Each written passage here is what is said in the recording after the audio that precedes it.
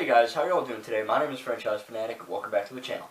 And today for you guys is another movie review. Today we're tackling Maleficent, Mistress of Evil. If you didn't see my first Maleficent review, I have that up. That's the last video on the channel. I thought it was really good. I had a few negatives about it, but it was still a pretty decently made film.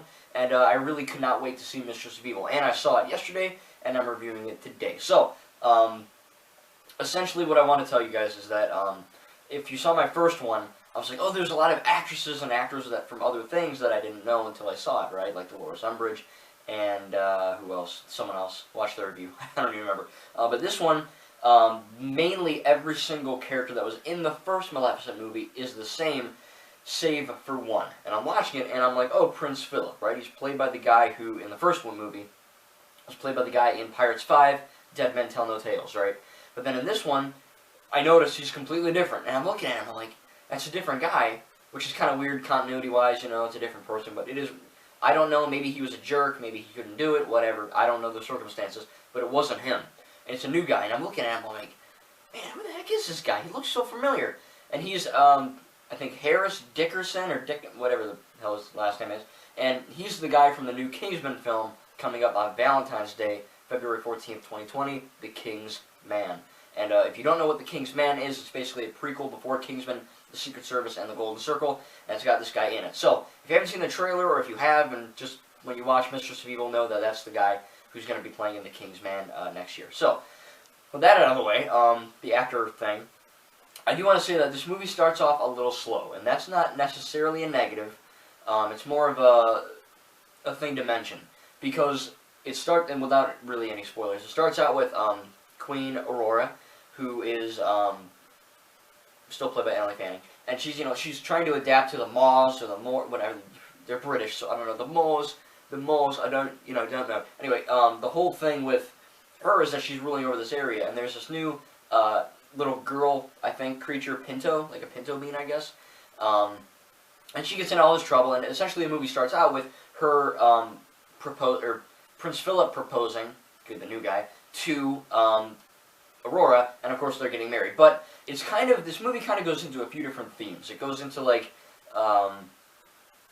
Romeo and Juliet in a way, because if you know what Romeo and Juliet, or Nomeo and Juliet, I guess if you're a true OG, you have, you know, the whole thing where, oh, you know, I look like me, I love this girl, I can't see her. Why? Oh, because her family's a jerk. You know what I mean? It's kind of like that.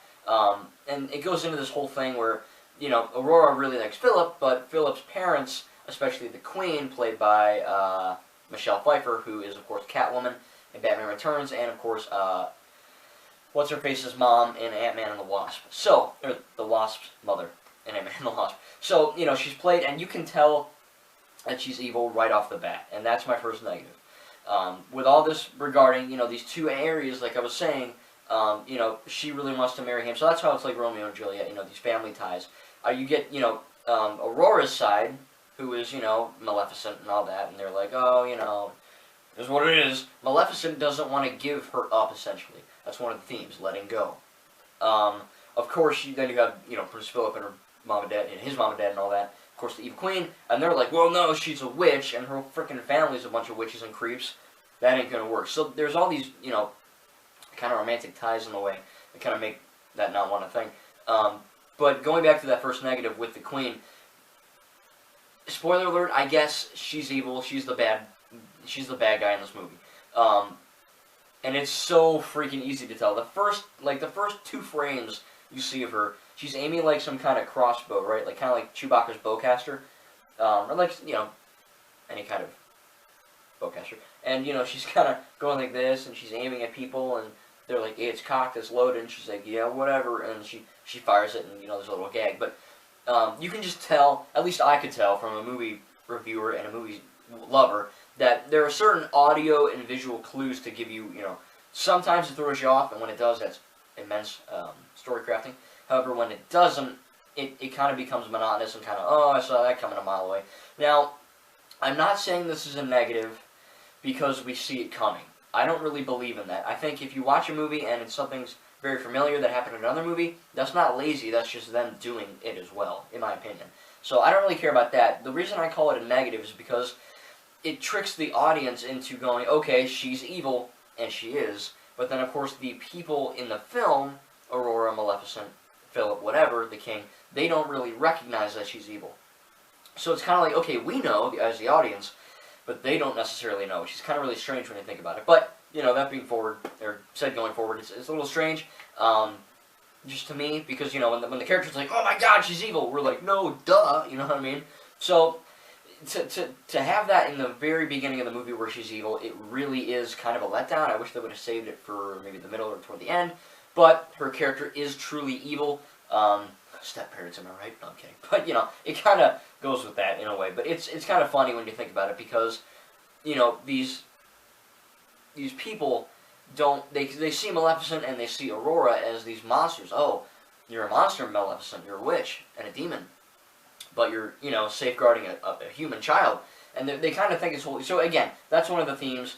One of them is letting go with Maleficent. The other one is essentially, you know, this family war that's going on. And that's really all this movie is. It's just a family war between two factions. And eventually it does lead to a realistic war. And I've seen a lot of reviews online. Well, let me save this first. I don't watch reviews. I don't do that anymore because I found out that the only person you can rely on is yourself for accurate reviews. You can agree with other people and disagree, but, you know, for people to be, oh, that guy liked it, so I like it, or that guy doesn't like it, so I don't like it. That's very robotish, and I don't like that at all. That's not how you should view films. That being said, I had to, you know, get a thumbnail for this video, and the one yesterday for Maleficent 1, and I'm looking at the review, and it had a 41%, and I just read one of them. I was like, what the hell, I'll read one.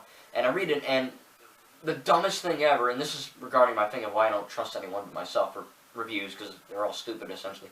A lot of them are, is the one person was biatching that the movie's rated PG and that it's very intense. Now, I will say that Maleficent 1 is rated PG for action, fantasy, violence. This one is rated PG for intense action, fantasy, violence. So, with that going forward, it is intense. It's kind of borderline PG. If you watch Tomorrowland, it's kind of the same thing. When you watch Tomorrowland, I literally was like, wow, Tomorrowland should be PG-13. Why is it not? You know what I mean? Cars 2. Why is Cars 2 rated G? It should be PG. There's guns and violence, you know what I mean? And murder and all that stuff. So the ratings are kind of weird. But again, to have this movie be rated PG for intense, one of these guys review it and they're like, oh, it's too violent, F. I'm like, what? You're just going to skip over all the other good and bad parts of this movie. Just, oh, it's too violent. I hate it. That's what I'm saying. I hate that part. But that going forward, it is a very violent movie. It's not over, you know, there's no gore. Essentially, when people die, they're either, like, stabbed off screen, shot off screen, or freaking, you know, turn into dust like Thanos, you know, so it is what it is. It's not too bad, but it definitely is more intense than the first one.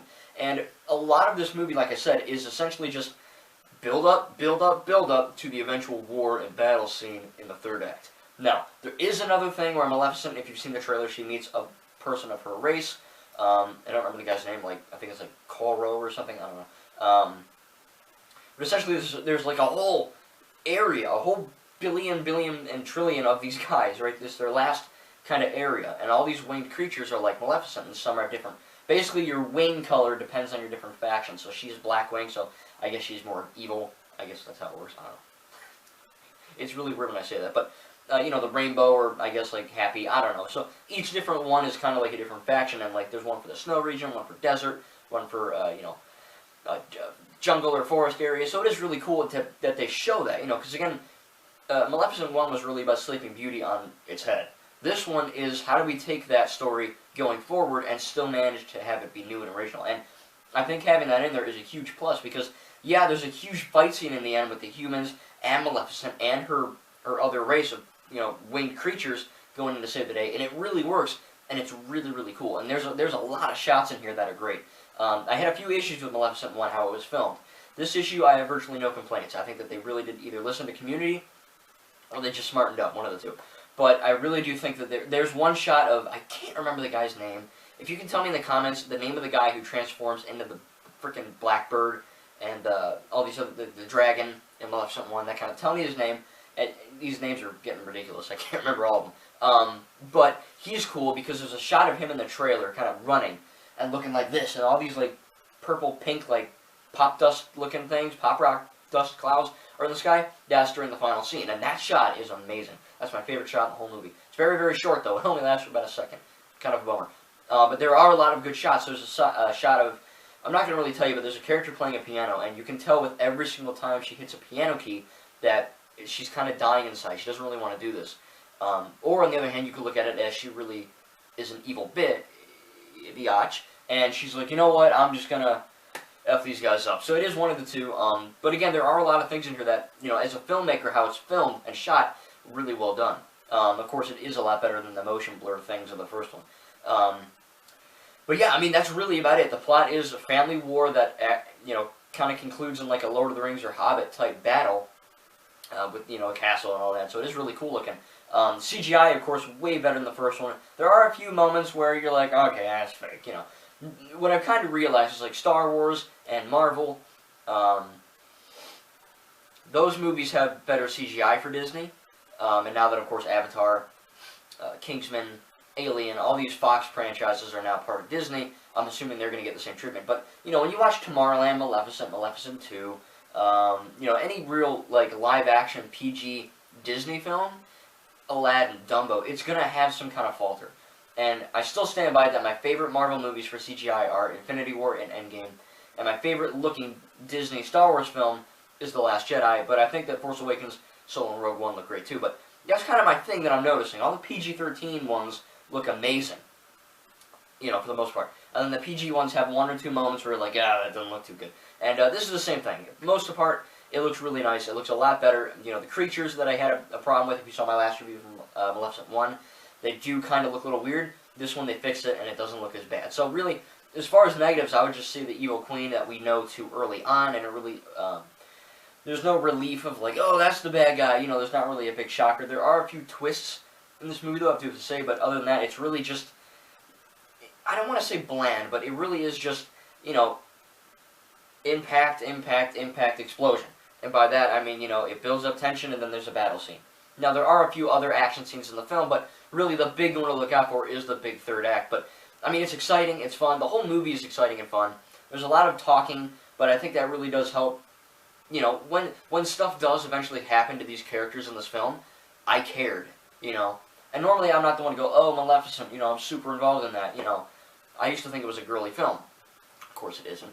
But, just because a girl's in it doesn't mean it's a girly film. But, the whole thing with this element, being extremely, boring for some, kind of like Fantastic Beasts 2, or Harry Potter, Half-Blood Prince, or Deathly Hallows Part 1. A lot of these movies that have slower scenes, Joker, talking, all these things, it really does help build characters so that when things happen, you're not like, oh, that's stupid. You're like, oh, that worked, and I enjoy that. I'm glad that happened, or I'm not glad that happened if someone died or whatever. But again, no spoilers. So anyway, I really did enjoy Maleficent, Mistress of Evil. I will say it is a slight step above the first one in terms of acting, CGI, plot. I do think that this one has a better plot with the whole winged creatures. I think that really helped, elude the fact that, yeah, it's kind of like Toy Story 4, right? Toy Story 3 ended perfectly.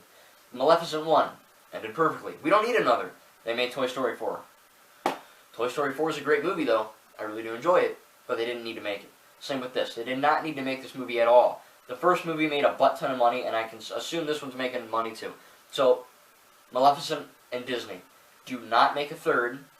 As much as I'd like to see a third, don't. Because it's one thing I hate about franchises, especially films. You take something that's really good, and you milk it until it's out of milk. And then you're fucked. And you're like, well, we messed up. We wasted all this money on this movie. Everyone hates it. I don't really see that yet. Star Wars, Marvel, DC, Indiana Jones, Harry Potter, Fantastic Beasts, all those have a lot of films, but they're all really good. Maleficent 1 was pretty good. Maleficent 2 was very good. Maleficent 3, if they keep doing something, it could turn out to be a trash pile. Who knows? Again, I always reserve judgment until I see something or play something or whatever it is. But, yeah, without going forward, I really did enjoy Maleficent, Mistress of Evil. Again, it is better than the first one. If you were let down by the action or the filmmaking or how it was shot or the CGI, this movie fixes all that. There's a few little, little hitches with the villain and, some of the CGI and maybe some of the actors are a little strange. But other than that, it's really is a well-made movie. And I do have to say that I think Maleficent, Mistress of Evil will get an A from me. I gave the first one an A-. This one I'm going to be giving an A. I really did enjoy that movie. I think I gave it an A-. I really did enjoy that movie. I like both, and I can't wait to get Mistress of Evil on Blu-ray and unboxed for you guys.